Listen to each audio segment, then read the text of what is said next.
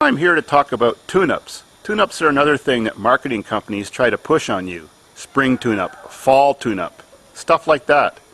Well, modern cars have a lot of control by computers and are much better designed than the older cars, right down to having timing belts and stuff like that, which when they wear don't throw your timing out.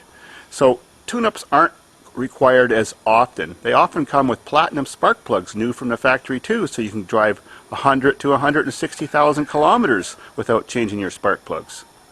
Older engines on cars have distributors. Newer ones just have a coil pack.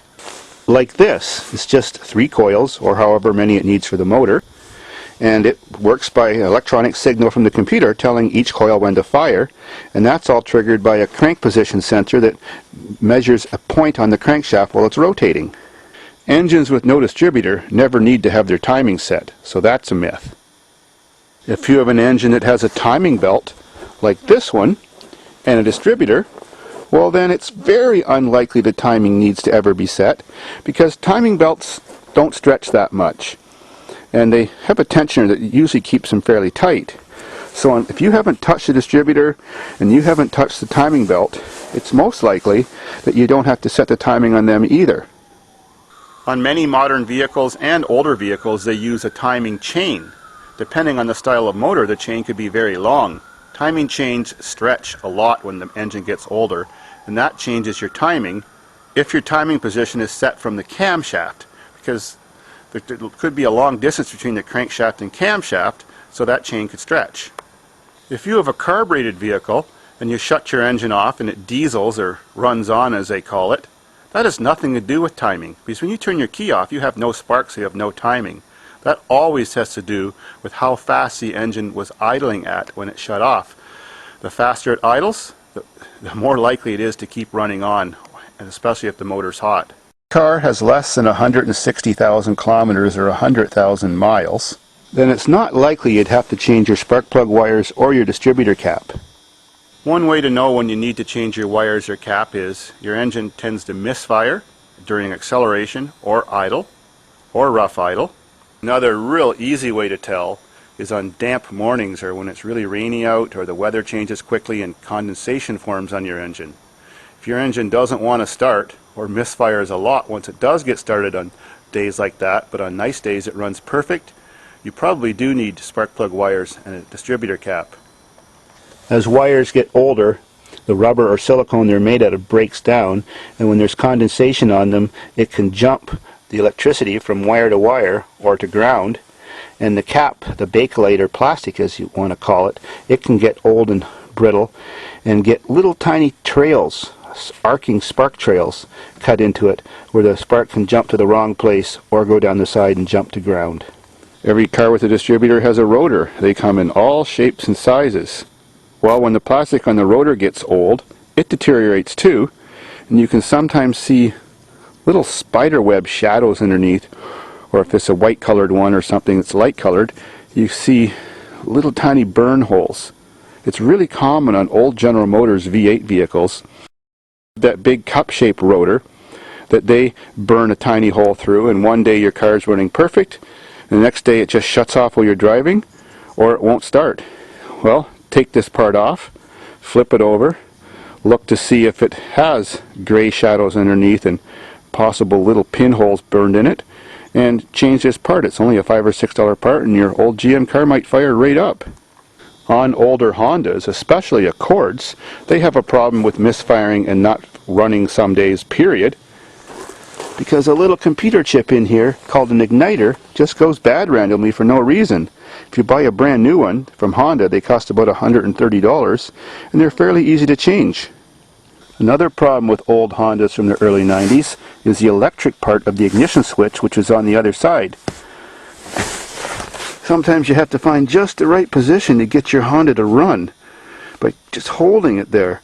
Well, it's pretty simple to change too, just one screw on the other side and one connector. And now if you don't know how old your spark plugs are, you can take one out and take a look at it, or take a couple out.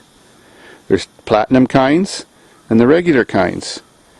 The way you can tell if they need to be changed, that gap at the end, the round part should have a nice square edge. It shouldn't be rounded. The gap should be what it's supposed to be, whether that be 45 thousandths or 60 thousandths of an inch. It's a little harder to tell for these platinum ones because platinum's so expensive that the little firing round tip in the middle is so tiny to save on platinum that it burns itself down inside that insulator, and you have to look down in a little tiny pinhole just to see how much it's been worn. Of course, a perfect platinum plug, the little platinum tip in there, is level with that insulator. Another funny thing about platinum plugs, if you're trying to read the color of your plugs and know how well whether it's burning rich or lean, they seem to burn hotter, and this little tip seems to always be white, so it doesn't give you an indication very well of how well your engine's burning. This typical spark plug that's not platinum is the correct tan color that a spark plug should be if it's burning correctly.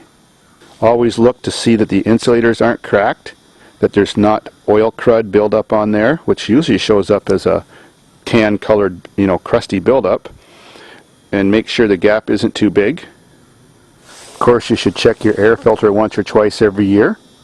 That can be changed by yourself. Now, the one sensor on your car that makes the biggest difference, that I think, for fuel economy is the one that's on your exhaust system. Sometimes it's under the car, sometimes it's near the catalytic converter. Like this car, it's just up there by the exhaust manifold. Well, that's called the oxygen sensor. Oxygen sensors just deteriorate through time. Original factory ones usually last between 50 to 200,000 kilometers.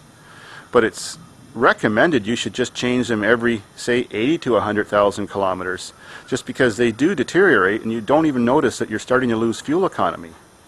Or other than a big drop in the miles per gallon you're getting in your car, that's of course the first sign of a failing oxygen sensor. Some vehicles surge when they're idling. They idle up and down, like they're going to stall, then they recover, and so on like that. That's another big sign you need an oxygen sensor. Yeah, they cost between $60 to $200, but man, they sure make your engine run better and save a lot of fuel. On Hondas and some other cars, if you put an aftermarket, cheaper oxygen sensor in, you may have the engine running exactly the same way as it was before. Some vehicles actually like, especially Hondas, to have a Honda oxygen sensor in them to make them come back to life and run normal. On cars like this that have the semi-hemispherical head, or 16-valve engines, where the spark plug wires are in the middle of the rocker cover, there's a gasket down there that goes around the rocker cover around the spark plug. Well, they deteriorate over time and oil builds up in the spark plug hole, and you pull this thing out and it's just dripping. When the oil gets deep enough, it can actually cause a little misfire through the oil. Well, the best way to fix that without having to change your rocker cover is just remove the spark plug, let it sit for a half hour, the oil runs onto the piston, put the spark plug back in, dry this off, and you might be good for another year. Sure, the be-all end-all is just change the seal.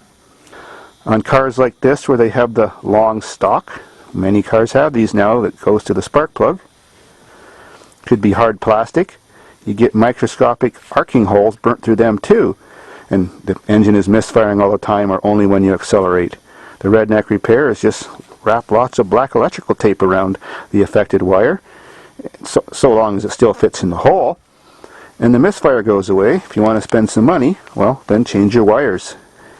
If you have a car, especially a foreign car like a Volkswagen or Audi, or even a Toyota sometimes, and it runs perfect every time you start it, you sit there, rev the engine in the driveway, not in gear, and it runs perfect, but every time you step on the gas when you're accelerating, all of a sudden it goes, blah, cuts out, then eventually RPMs pick up and it starts running good again. I'll show you something to look for, most people don't even think about. Those kind of vehicles have an airflow sensor in this box. It's a vane that opens and closes as the engine's breathing air. And the air cleaner is below this usually. Well, they get cracks in this hose. Well, motor mounts move a little bit every time you accelerate and deaccelerate, so the motor swings. Well, that causes flexing in these pipes. When the rubber gets hard, you get cracks.